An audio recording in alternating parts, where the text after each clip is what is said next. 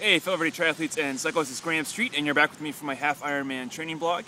I updated you yesterday that I am up in Northampton, Massachusetts for a few days, having evacuated my house with my family for Hurricane Irene. We're headed back today. Still know that there's no power there, but we'll take it one day as it comes here. Since I've been here, I was not able to bring my bike with me. We had to evacuate too quick, and I just didn't want to deal with bringing the bike, so I brought my running shoes. I updated you yesterday on a tip about using running as a triathlete for quick, convenient ways to build strength and fitness when you don't want to bring all your gear with you. And man, it sure makes life a lot easier. I can do half the training time and get the same, if not more, of a physiological effect as I would with a bike. Now, I want to share with you just a quick tip, and it just kind of dawned on me today about what's called cumulative fatigue. I've shared this tip with you before if you follow me for my Cycle Core, Cycle Club stuff, but more application even for triathletes, especially in the running or swimming category. What is cumulative fatigue? Well, basically, since I've been here for 3 days, I've run all 3 days in a row. Each one, I think I did a 6K on day one. I did a speed workout, about a 5K on day two, and I just finished up a trail running 10K today.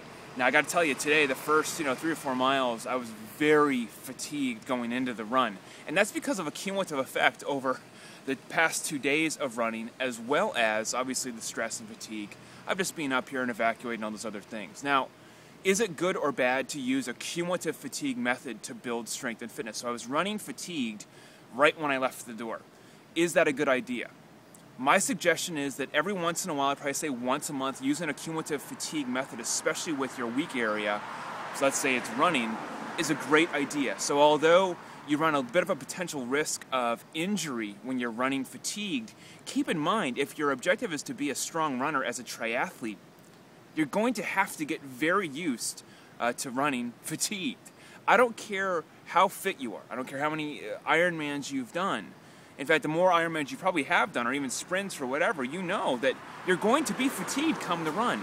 It's a matter of how well you handle that fatigue resistance, that fatigue breakdown that keeps you from stopping the triathlon. So keep that in mind, that practicing those things is really a good idea. I've never been a big believer, even with my short time of being a triathlete now, that doing fresh running for all of your running is a good idea. Not a good idea. You got to get your body neuromuscularly adept to dealing with the fatigue and neuromuscular breakdown of finishing a hard swim and then a hard bike and then moving into the run. Now the good news is that even though I started the first 3 or 4 miles fatigued, I started them fast, and I started that on purpose because again, I want my body to get used to maintaining speed while it's fatigued. Luckily for me, after I had to stop actually at mile 4.5, I can't remember where. Big hill out in the woods. I had to stop, let my body catch back up.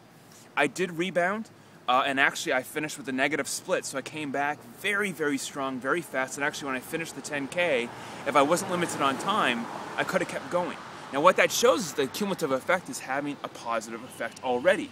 Again, it's a pro and con. If you're doing short enough duration, multiple days in a row of swimming or running or biking, it's going to get you a cumulative fatigue effect. You would not want to do that every week. I would highly suggest not doing that because that puts you, again, just the risk factor goes up too much with that. I'd say maybe if you were rotating that into your training plan once every 3 to 4 weeks based on your weak area, which is where you'd want to do the cumulative fatigue. So doing cumulative fatigue with my cycling has some value, but not as much as it would with my weak areas. Because cycling is my strength, I'm going to only use cumulative fatigue for things like running or swimming.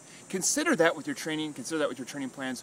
One thing I have been doing is incorporating the Rejuvenator workout and the Run Sustainer workout either before or after each of the 3 workouts. Typically the Rejuvenator is my #1 pick. If you have that workout on your iPhone or your iPad or you have it on DVD, use it. It's 10 minutes long. It really helps you recover a lot quicker after those cumulative fatigue sessions are done, so when you move back into the next day's session, you get a lot more out of it.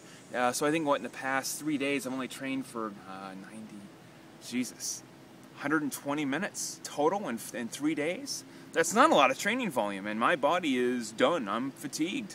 I'll now take the next day or two off. I probably won't run for the next several days, but when I come back to the running, I do expect a pretty big bump up in my fatigue resistance, my form sustainability, my core strength sustainability to keep my body upright, and hopefully some improvements in my overall lap times and speed times. I'll keep you updated on my status about getting back home. You have a great day. I'll talk to you soon.